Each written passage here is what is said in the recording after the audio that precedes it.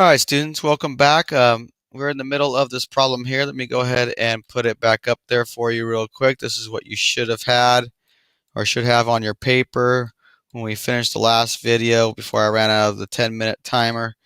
And of course, we were cross-canceling. We divided both by 2, so we should have 2 here, and we should have 3 here. All right, now that since we're doing method 2, we're going to go ahead and we're going to multiply across the tops. When we multiply across the top, we have 2 times 17. Well, let's go into the multiplication. 2 times 7 is 14. Carry the 1. 2 times 1 is 2, plus 1 is 3. So we get 34. And now we multiply also across the bottom. 1 times 3 is 3. Well, here we go again with an improper fraction. So we have to make the change. 3 goes on the outside. We have to make it to a mixed number.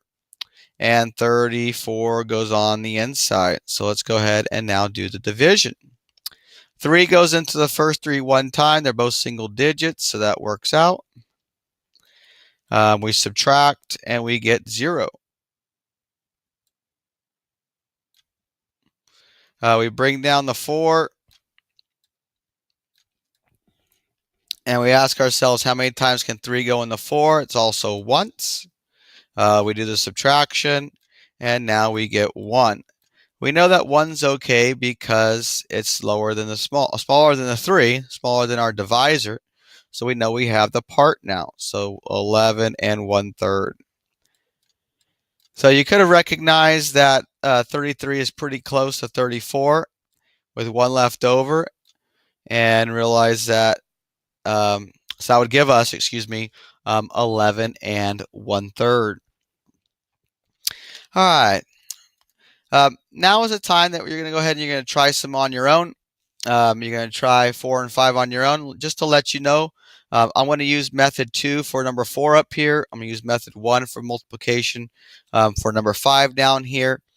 Either way is fine. Either way that you do it works. The ending result, however, should be the same. So go ahead and pause the video at this time, come back, or do the problems, come back, and I'll go over the answers with you. All right, welcome back, students. Let's go ahead and look at the answers. So if we look at problem 4, these are mixed numbers. So let's go ahead and change them to improper fractions. 4 times 2 is 8. Plus 3, is 11. 4 stays on the bottom. Then we do the multiplication. Well, since this is already a fraction, there's no whole number. It stays the same. And we don't have to make the change if it doesn't have a whole number with it. And now we go ahead and we got to do our cross-canceling. Well, you don't have to do cross-cancel. Remember, you could use method 1, but I'm going to cross-cancel. We can cross-cancel the 4 and the 2 here. 2 goes in the both, so I can divide both by 2. 2 divided by 2 is 1. 4 divided by 2 is 2. And now you go ahead and you do your multiplication across. Now, if you did method 1, you would have had divided at the end to simplify down the fraction. But we're going to simplify it first by cross-canceling. So let's go and multiply. 11 times 1 is 11. 2 times 3 is 6. Now we go ahead. This is our improper fraction. Now we go ahead and have to do the division on the side. Or this one's not too bad. You probably could do this one in your head. But I'm going to go do it on the side just to show you what it should be. So, of course, 6 goes into 11 once. We get 6 down here. We're going to subtract. And 11 minus 6 is 5. So remember, the whole number, what's on top is our whole number. What's left over, the bottom here, goes to the top of our fraction. This is our 5. This is our leftover piece. And the 6 stays the same. Now we're going to go ahead and we're going to go over our last problem. So let's go ahead and do the multiplication. 2 times 3 gives us 6, plus 1 is 7. We're going to go ahead and we're going to do the bring down the 2. Now we're going to go ahead and we're going to do the same thing on the second part. We're going to multiply.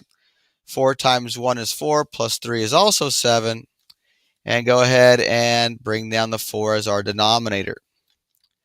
Now let's go ahead and we multiply across. So I'm going to scroll down a little bit, give me a little more room. Let's go ahead and multiply across. 7 times 7 is 49. 2 times 4 is 8. And now we have an improper fraction. The top number is bigger than the bottom number, so let's go ahead and do our division on the side.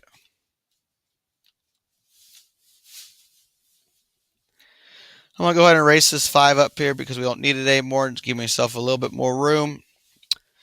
So let's go into our division. 8 goes into 49. Well, if you think about it, 8 goes into 49 6 times. 8 times 6 is 48. So go ahead and we put the 48 down here, do our subtraction, and we get 1 left over. So remember, the top number is our whole value. So go ahead and put that on top. The remainder is our leftover piece. So that's our fraction piece that goes to the top. And the 8 stays the same.